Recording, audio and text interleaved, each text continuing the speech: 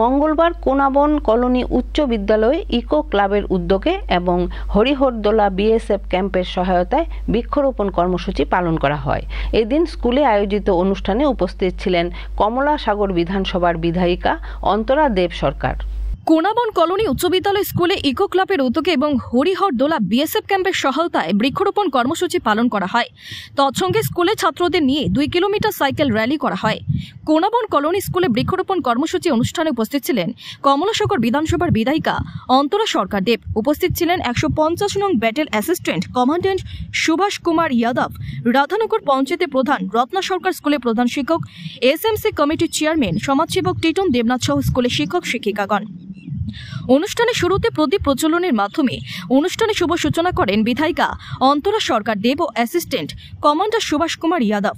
পরবর্তী সময়ে কোনাবন কলোনি স্কুলের মাঠে চারপাশে বৃক্ষরোপণ করেন স্কুলের ছাত্রছাত্রীদের নিয়ে। অনুষ্ঠানে 150 নং ব্যাটালিয়নের অ্যাসিস্ট্যান্ট কমান্ডেন্ট আলোচনা করতে গিয়ে উল্লেখ করেন, এই গরমের দাবদাহ থেকে রক্ষা পেতে হলে সমাজে প্রত্যেকটি ব্যক্তি বৃক্ষরোপণ করতে হবে। তাছাড়া বৃক্ষরোপণ করলে হবে না, এই গাছকে অতি যত্নের সহকারে বড় করে তুলতে হবে, আর সেই ভূমিকা যাতে ছাত্রছাত্রীরা পালন করে সেই আবেদন রাখেন।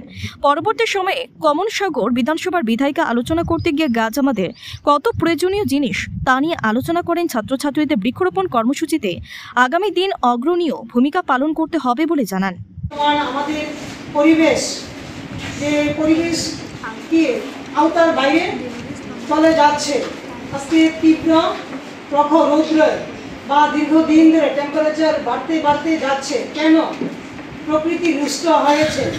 প্রকৃতিকে ভারসাম্য রক্ষা করার জন্য আমাদের প্রত্যেকের কর্তব্য, প্রত্যেকের বাড়িতে হোক বা আমাদের এই বিদ্যালয়, রাস্তাঘাট বা আমাদের যে প্রত্যেকটা মানুষের জাগরণ হওয়া দরকার যে প্রকৃতিকে যদি আমরা সুন্দর রাখতে চাই তাহলে সবাই কর্তব্য গাছ লাগানো, বেশি পরিমাণে গাছ লাগানো।